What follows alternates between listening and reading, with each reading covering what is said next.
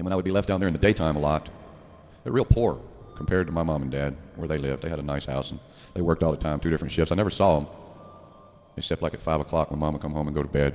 Then she'd get up a few hours later bitching and beating on me and slapping me around because she had to fix a hot dog or a liverwurst sandwich. After that, I just started eating mayonnaise and mustard sandwiches. I grew up just because I couldn't handle the liverwurst and the Spam or whatever, so I would just eat mayonnaise and mustard sandwiches. All normal to me. And maybe a friend would come over and I'd fix us some mayonnaise and mustard sandwiches, and they'd just laugh. And we'd go to school and they'd talk about the mayonnaise and mustard sandwiches. I couldn't understand what was it. It was just normal where I lived. But anyway, getting back down to the Rays. So I'd be left down there sometimes in the daytime.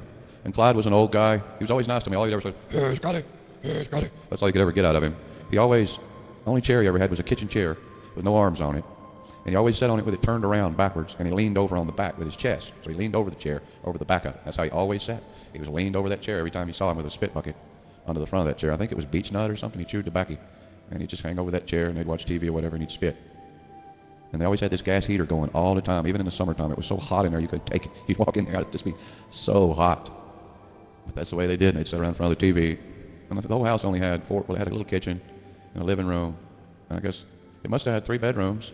So you had Clyde and Benny Mae's room, and then there was a living room that you couldn't really go in. Granny had a couch with plastic over it, over the cushions. The plastic never came off of it. It was always like that. And I guess that was her fancy room, which was still just abject poverty. You know, had these little knick-knack shelves on the walls and that sofa with all the plastic on it. If they ever did take pictures on Christmas or something, there's pictures here. I would like to find them of that, of all of us sitting around on that couch with plastic. And then there was a little room off to the side, a little bitty room. Maybe it may have been a closet, but that's where Gene lived and his wife Pauline. He had married this girl up the hill, Pauline. She was real nice. So Gene never left home. He never had a job. But everybody liked Gene. He was the youngest one. Everybody loved Gene Ray. I looked up to him more than my father. My father was never home. He worked from, I guess, the second shift or whatever. So he was always asleep, and he was gone to work, and he'd come home until after midnight. And then he'd sit in there and watch maybe Johnny Carson eat his dinner before he went to bed. So I never saw much of him then. But everybody liked Gene. Gene was a car guy. He always had 55s and 56 Chevys. I mean, he only ever had one 57. But he must have had like at least 30 or 40 56s. He liked a 56, and he had like 1 or 2 55s that he crashed. They crashed these cars all the time. It was like every weekend one of my uncles hit a telephone pole. Mostly my Uncle James, because he was the wild one. He was older than Gene. He was the next to the youngest. And James was just wild. If I looked like any of them as James, I resembled James in some ways.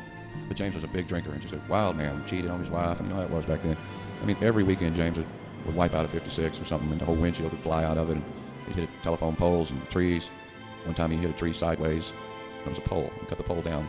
He hit it broadside on, I think it was on the side of the door, but the whole car was wrapped totally folded, just like he took a car and folded it where it slid sideways into the pole and took the pole down.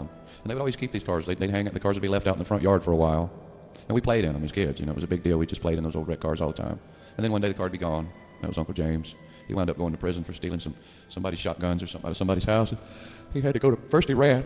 He was on the run with his wife Dolores and Leon and David, and they'd run, hid in Tampa, Florida, or whatever, and they'd back and forth. Every now and then, you'd see them. We'd be going somewhere, and you'd just see them coming down a dirt road wide open in a 56, and we'd wave at them as we went by because he was running from the law. They'd say, "Look, there's James right there. He's supposed to be in Tampa, Florida. But there he was over there, on Riverview Road or something."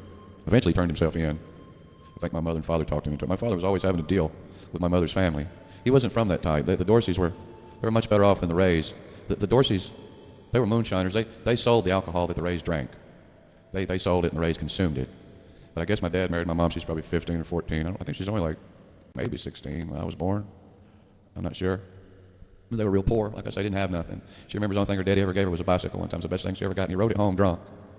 But I think Marvin scrapped it. I think so. But that's the only thing she ever remembers having was that bicycle that Clyde rode it home drunk.